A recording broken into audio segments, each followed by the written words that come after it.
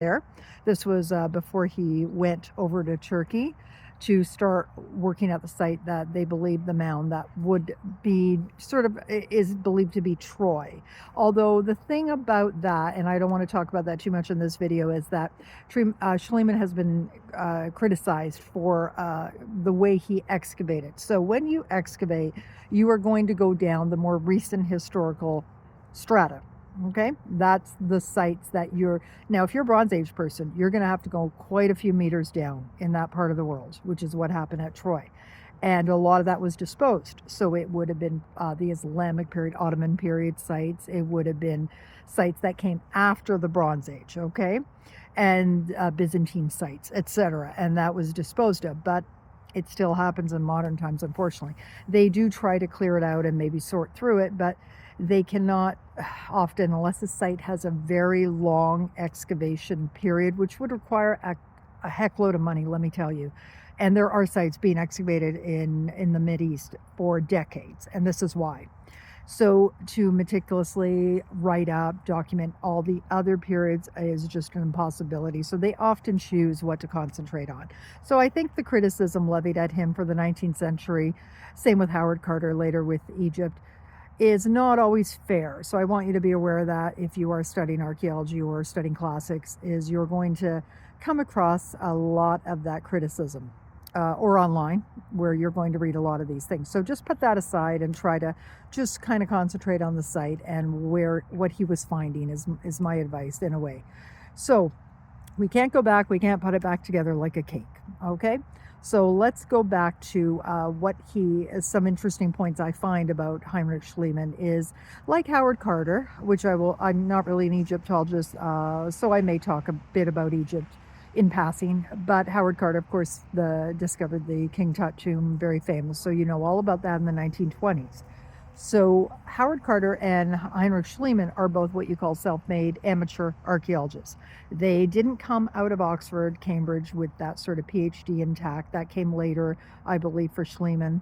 He did it sort of what we might call it now, like a distance education, sort of after the fact. But they were not from necessarily privileged backgrounds. Howard Carter hooked up with Lord Carnarvon, who did fund his excavation.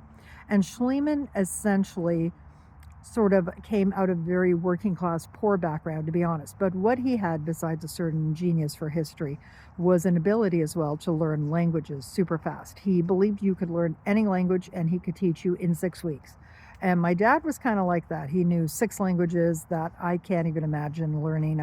I've tried with some and I have to work really hard at them. I can passably learn a bit more when I'm actually in, say, Greece. I will learn Greek better.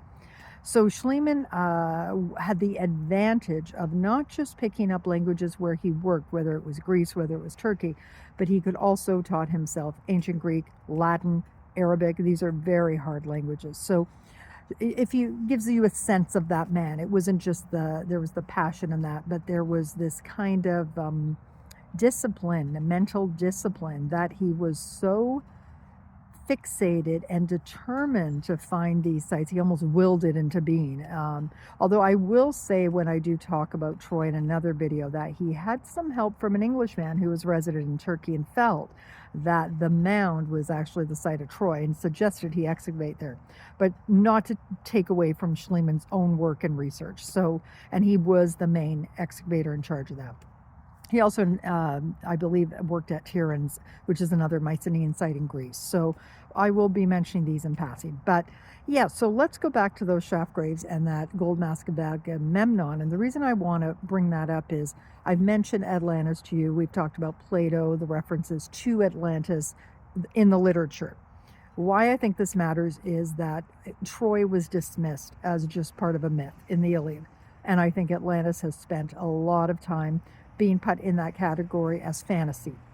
Now, the problem with that is just what I'm going to say is, if in fact he did find the site, the capital, and the site where King Agamemnon ruled, including his mask, and that wasn't made up and certainly wasn't ordered by Amazon, what that means to me is we shouldn't be so quick as to dismiss these oral traditions and written traditions that talk about submerged civilizations.